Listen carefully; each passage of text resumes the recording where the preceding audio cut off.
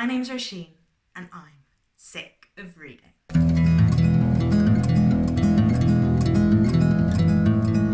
Hello friends and welcome to my reading fantasy for a week vlog. We're here in my living room today. Do you like my roses? My partner brought them back from work yesterday, which is nice of him. So this week I am reading fantasy for a week. I started off this series reading from Monday to Sunday, as you would expect, for a week. So everything sort of got slightly pushed and I'd end up finishing books on the Monday or not starting till the Tuesday, and everything got pushed until this week. I didn't start till the Wednesday, which means that this is a Wednesday to Tuesday vlog rather than the traditional Monday to Sunday. Not that that makes a great deal of difference to you, but I reference it in the vlog, so I thought. I do have some experience reading fantasy. I enjoy light fantasy, literary fiction, historical fiction with fantastical elements. I enjoyed The Bear and the Nightingale this year, so things that are a bit folkloric, things that are a bit fairy tale are things that I enjoy. So this week I'm focusing specifically on reading high fantasy, or at least that's what I tried to do.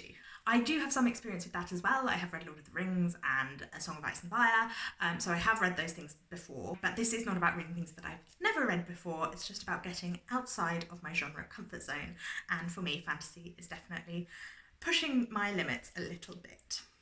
So for this week I read 2 books. I normally read 3 books from a genre in this series, but fantasy is really long. So both of the books I read are over 600 pages, which together makes them 1,300 pages long, and that is more than when I read 3 books in other genres. So I think you can forgive me for only making it through 2 in a week. So the books that I plan to read are Upon a Burning Throne by Ashok Banker. This is an epic fantasy set in an Indian style fantasy land based on the Mahabharata from Hindu mythology, about 2 brothers who are, one is blind and one is albino. They both at the beginning do the test of the burning throne. So in this land there is this substance that is stone, but when you touch it, it sends out flames, and the main royal family in this cannot burn. So they have to sit on the throne, and if the throne doesn't burn them, then they pass the test and they are the new crown prince. However, there is also another heir who passes the test, and there is illegitimate heirs and a claim to a kingdom, and the Mahabharata is about civil war between cousins, so I think we can tell where this is going. Next, I also plan to read The Bone Clocks by David Mitchell. I have read Cloud Atlas by David Mitchell, but I didn't really get it. So I'm trying to read this, which I think is supposed to be slightly more fantasy, although David Mitchell's books are kind of genre bending, so this might be like that as well. Holly Sykes, a teenager who runs away from her family. She is drawn into a world far beyond her imagining, and there are people who turn up and she can see people and hear voices, and that has something to do with the fantasy element of this book. So before we get into the vlog, please like this video if you liked it, and remember to subscribe for more book recommendations and reviews. Without further ado, let's get into the vlog. Hello friends, so it is Wednesday and I'm about to start reading fantasy for a week. It's going to be a Wednesday to the following Tuesday kind of a situation this week. I am going to definitely read 2 books this week, Upon a Burning Throne and The Bone Clocks by David Mitchell. This is by Ashok Banker. Focusing on those because I was also going to read Son of a Trickster, which is an audiobook that I have, but fantasy is big. Fantasy is bigger than any of the other books. So I am trying not to overwhelm myself with the amount that I need to read, because I've been overwhelming myself a lot lately with everything that I'm trying to do. But I just found that there's a map in this. One of the best things about fantasy is that there are maps in the books. And because I don't read fantasy or anything like that, I don't usually get maps in my books. Look at this map. It's a great map. I could probably show you better, not with my face in the frame. There we go. Look at that map. Look at it. The one problem I have with this book is that it's so damn floppy. Like, look at that. Why am I having a massive book that is also floppy? Surely that makes it a lot more difficult to read. Got quiz this evening. Got to inject myself. Got a spot that went bad, and now I look like I've got some sort of disease. I don't have a disease. My partner's gone back to work, so I'm on my own. I'm not sure what I'm going to get up to, but we will do our best.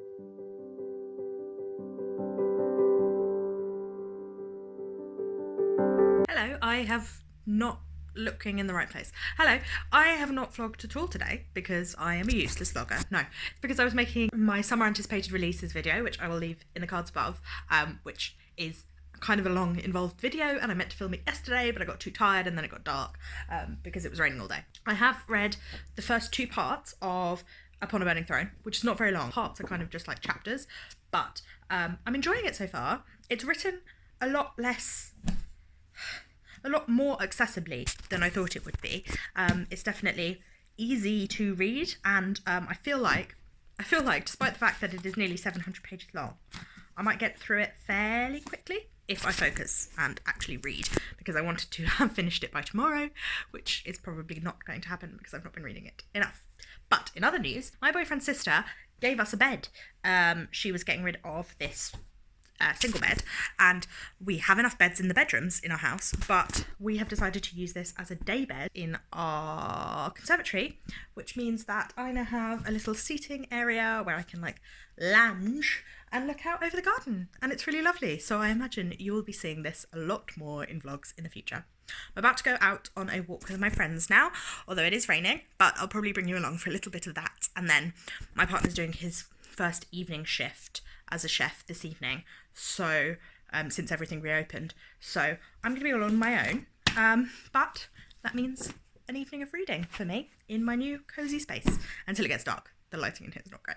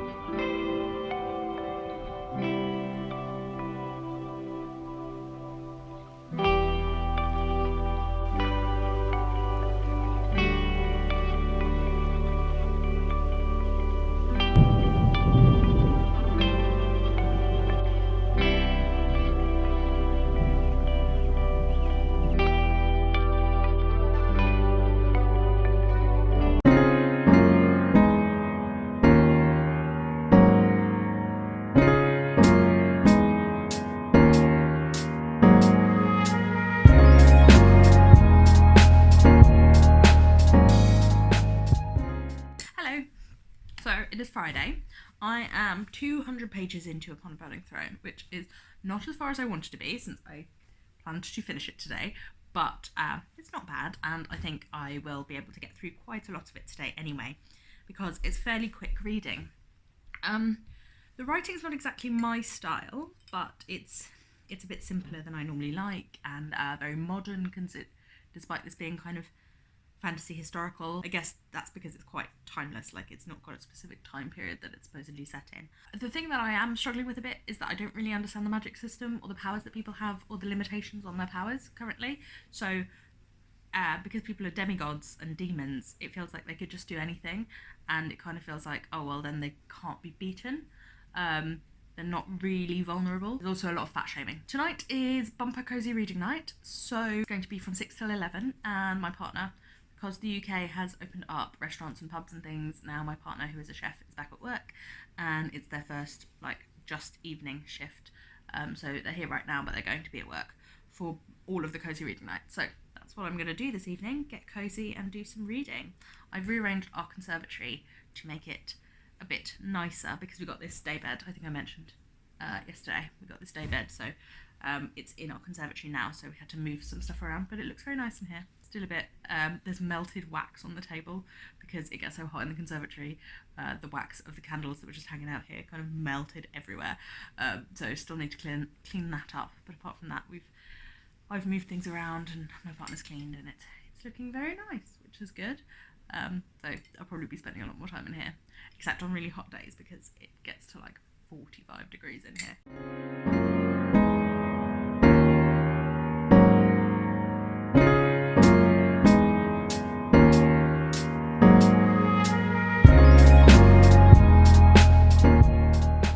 Hello, so it is now 6 o'clock, which is the beginning of the bumper cozy reading night. So Lauren from Lauren and the Books has done a cozy reading night every other Friday night since the beginning of lockdown, and I think this is the last one. I've got my tea, I've got my book, and Cosy Reading Night tonight is going from 6 p.m. till 11 p.m, which means 5 hours dedicated to reading. There are very shouty children playing outside at the end of my garden. They're really driving me mad, but you know, they're allowed to play, even if they're just shouting, "I'm a terrible mother," which I don't know why you would be shouting that, but there you go.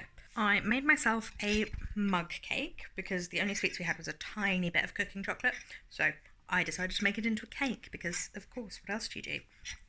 I always undercook my mug cakes because, let's be real, cake batter is tastier than cake, but raw flour is not really good for you.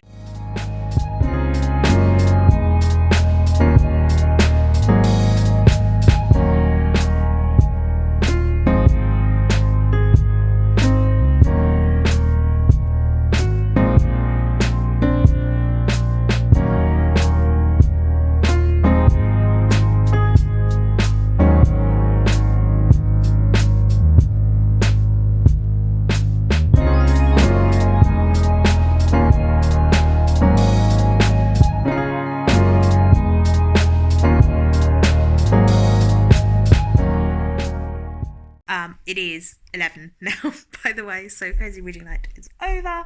I am halfway through. I've got to halfway through On a Burning Throne, which is great because this morning I was only 80 pages in and now I'm 330 pages in. So it's pretty good going for one day, 250 pages. I'm not going to go to bed yet, so maybe I'll get a little further. But tomorrow, I'm going to try and finish it tomorrow. Might be doable. Hello, it is Saturday and we are going on a day trip to a woods nearby for a nice walk, and then I need to read. Hopefully I'm going to nearly finish Upon a Burning Throne today. Get at least 2/3 of the way through, fingers crossed. I'm very excited. I think I might finish it soon because it's quite easy to read. I'm still a bit confused about like where everything's going, what the power is, everything like that, but hopefully it will start to come together and make sense.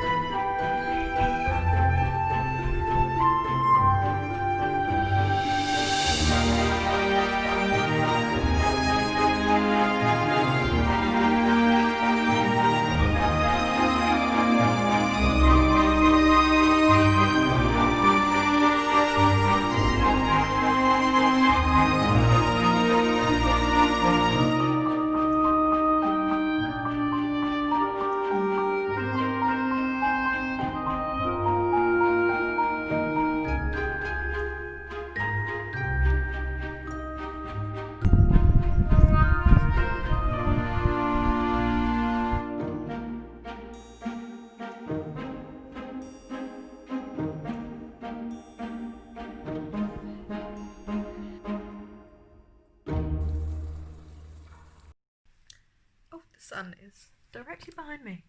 Sunlight. I am halfway through Upon a Burning Throne now, almost exactly, so I'm just past halfway.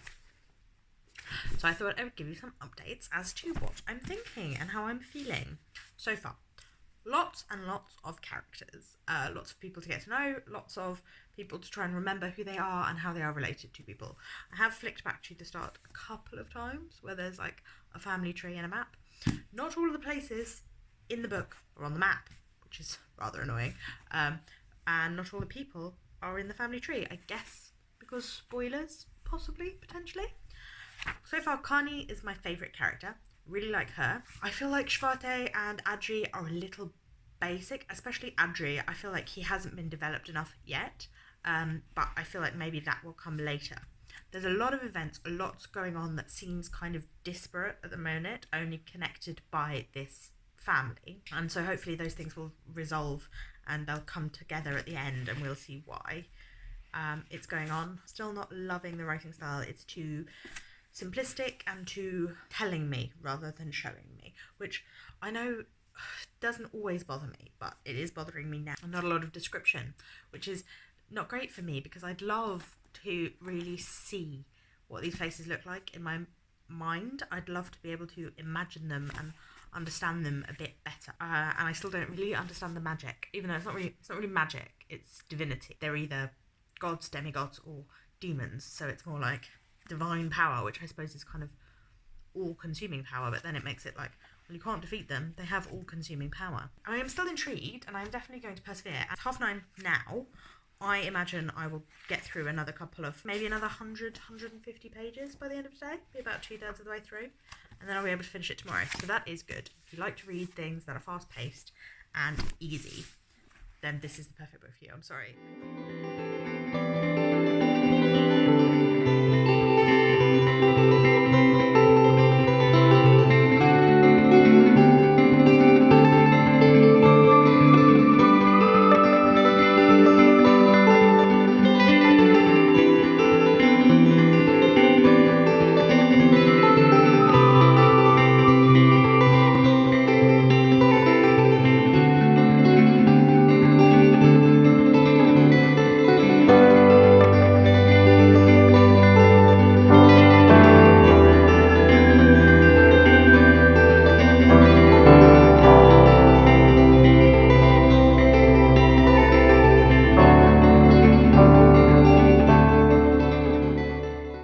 I'm so tired today.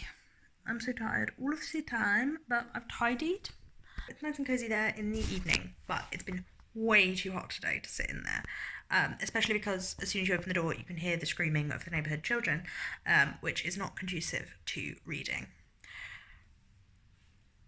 So we just had this bit happen in the book where this big serious thing happens and it has to change what's going to happen from now on, and there was absolutely no lead up. No idea that this was the personality of the people, like that's a thing that they would do. We were just suddenly told it by a character. We weren't even there when it was happening. Like, it was just told to us afterwards.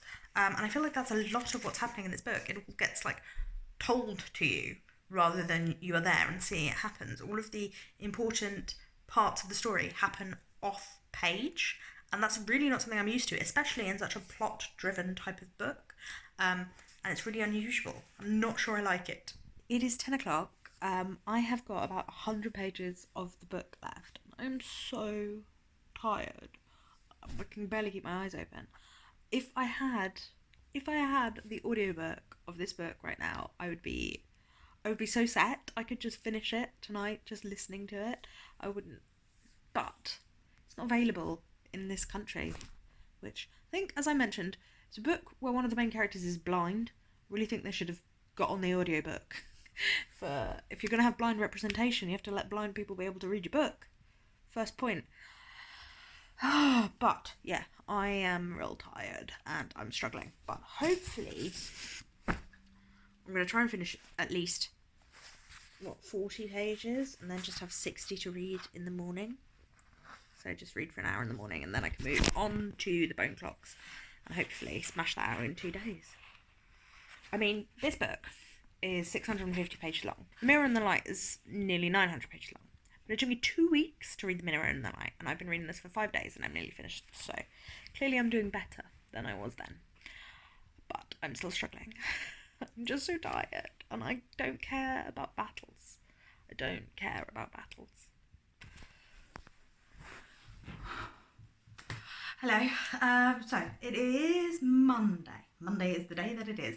God, I keep going a funny colour, sorry. It's Monday. I have finished Upon a Burning Throne, finally. Took me forever. I haven't really had time to process my thoughts around it yet, so I don't know fully how I feel. I can't think there's a lot of problems with it. There's a lot of problems I had with it, but I also enjoyed the experience of reading it. It's not very strong in terms of plot, in terms of the way that we think about how a plot should function, rather than having Chekhov's gun set up early on. There's a build-up to something happening, then there's a gap, then we hear about that thing happening afterwards, and something happened that was very vitally important to that, but was not set up beforehand, so we didn't have any idea that that might happen, or it's not some sort of oh wow moment. It's like, oh, okay, yeah, okay. And that just happened over and over and over again. I also found I struggled with characters' motivations. Didn't really know why any of the characters wanted to do the things they were doing. They just seemed to be for the convenience of the plot. People would just suddenly be different than they were, which is weird. Also, only men drove this plot, despite there being many very on-the-nose speeches about women being powerful and women being able to do stuff and men being socialised to act a certain way, but that doesn't mean that they had more strength or were really better equipped for anything. There was all this, but then the women were only really there to bear children. All of the women just had a lot of children, and that was their main that was their main way that they contributed to the plot. And that was like excused by women being able to create life means that they are really all goddesses. So all women are goddesses because of that. But they don't do anything else. They don't drive the plot forward in any other way. Literally none of the women. There are all these gods and goddesses, and there's one goddess. There are all these gods, and there is one goddess, and she does nothing. She does nothing active in the whole plot. So I found that quite frustrating. That there was all this like talk of how it was supposed to be better than other fantasy because it was acknowledging women's power and women's agency. But then none of the women actually have any power or agency. Anyway, I will talk about that at the end when I have properly formed my thoughts. When I have properly formed my thoughts. But for today, I'm going to try and read half of this.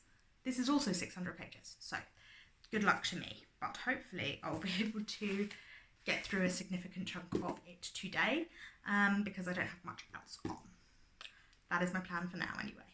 Have to be honest, I have tried to read this before and I didn't get very far into it. Put it down, didn't pick it back up again after a couple of chapters, maybe even just one chapter. But I didn't pick it up again. Well, I didn't feel like picking it up again, and then when I was going to pick it up again, I didn't pick it up again because my friend told me that you have to have read Cloud Atlas first. I'm not sure that's entirely true. I think there is just some overlap between David Mitchell's books. He replays characters, it's all playing in the same world. The other thing is, though, didn't really get Cloud Atlas. I remember just being really confused. Now, I was listening to the audiobook, and I do think I kept falling asleep because I was listening to it at bedtime. So I am probably, that could be contributing to why, but I just wanted to give that heads up here because I feel like maybe I'm not going to give this the best review. I'm a bit worried about it. But then one of my friends whose opinion I really respect in terms of books, we tend to like the same books, she loves it, so maybe I will. But that is the plan. I'm going to start this now. I just thought I should give a disclaimer before I end up hating this book or DNFing it. Fingers crossed.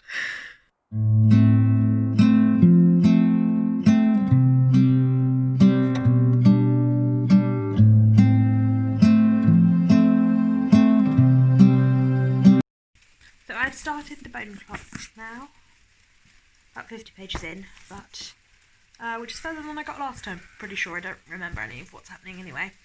I'm going to work out now, but I'm really tired. I haven't worked out for like a week because I fell down the stairs last Monday and bruised my coccyx, so I haven't got lipstick all over my face. Good.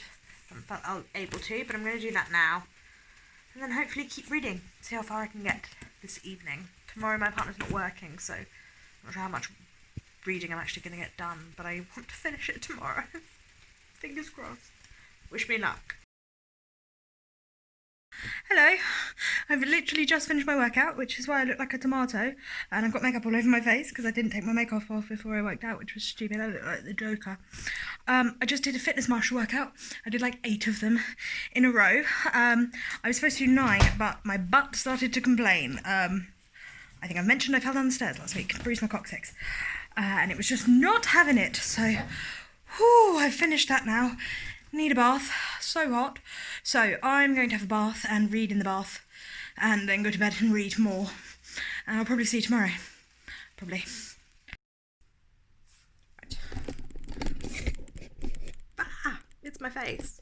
It's like 6 o'clock, 6:30 on Tuesday. This is the day that I want to finish the book. I'm halfway through the book. The book is The Bone Clocks by David Mitchell. I'm all over the place right now. I apologise. So I'm halfway through. I joyously found the audiobook on RB Digital. So before I started this, I always look for the audiobook because it's just easier if you have the audiobook because you can do it whilst you're doing other things. You know, you like audiobooks. But I couldn't find the audiobook for Upon a Burning Throne because it's not available anywhere, despite having a blind character. I know I've mentioned this a lot, but come on. And also, I couldn't find it for the Cloud Atlas anywhere. It wasn't on my library app and it wasn't on Scribd, which is normally how I find them because then I don't have to pay for them. Then I was like, well, I really want the audiobook of this last night because I was so tired. I could not make my eyes keep reading. They were just like, no.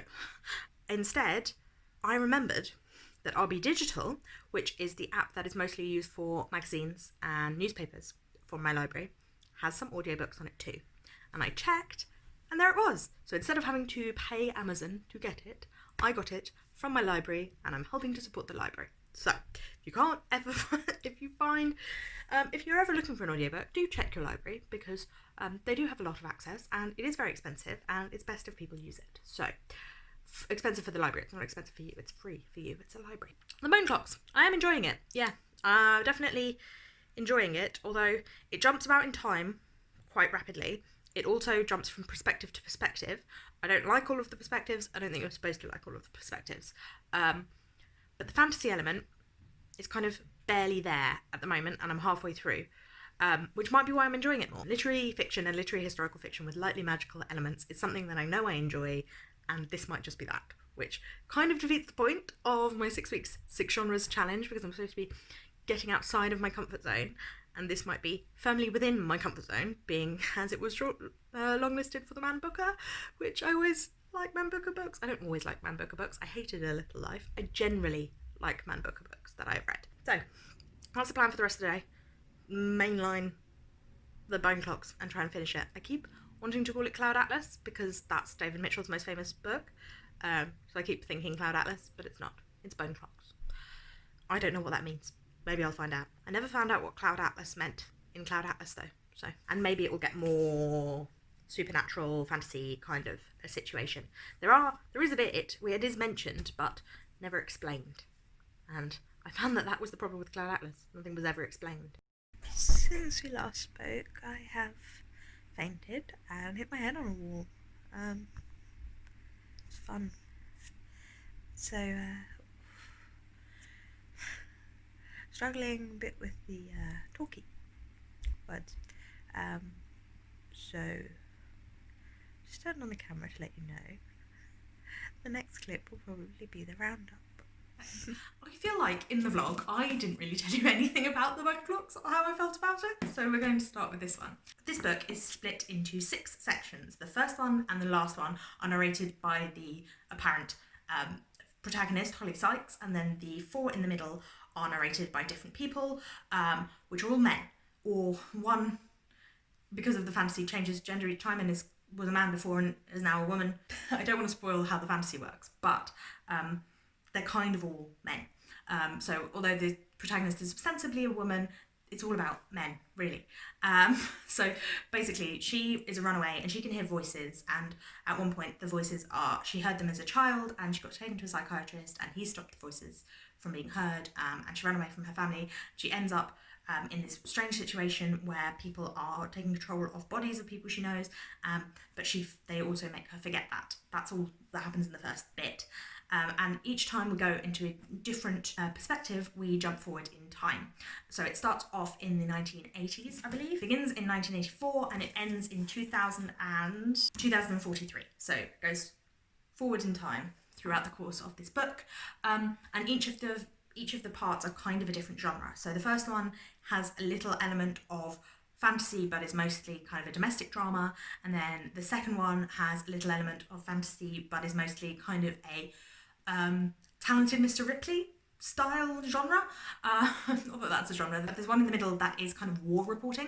The third one is about a writer who's kind of a dickhead, and that's kind of also contemporary. And then the one after that is the one that is like super fantasy. There's a battle, it's everything you'd expect from fantasy.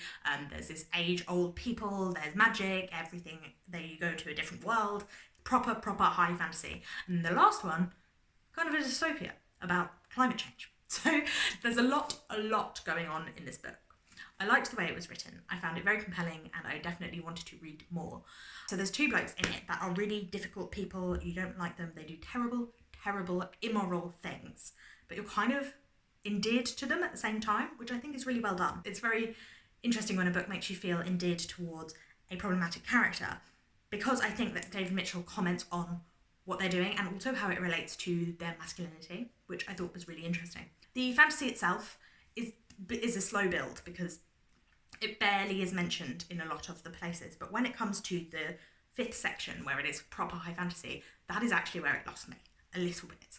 I just find that once the fantasy happens and the plot happens, I feel confused, and I found that with Upon a Burning Throne as well.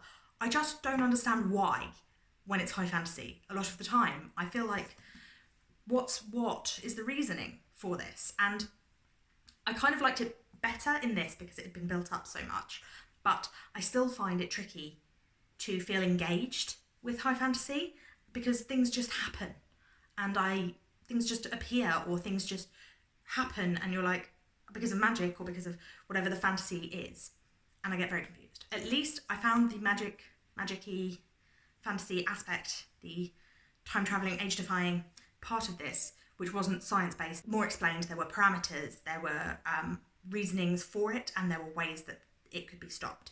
And so I thought that was good. And I definitely thought that the foreshadowing was really good throughout. So I think I'd give this 4 stars because it was only one part that I was like, and I think maybe I just don't like high fantasy, maybe? Anyway, the first one I read was Upon a Burning Throne, and I think you've heard a lot more about my opinions on this because I was reading it for so much longer and I talked about it quite a lot through the vlog, but I feel the same way at the end.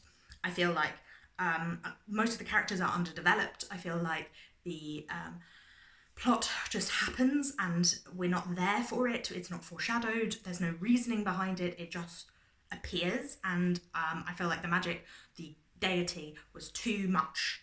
It was too much. They had no Achilles heels. At least Achilles had a heel. It's their fatal flaws. They don't have any fatal flaws except one of them's evil, and I find that difficult.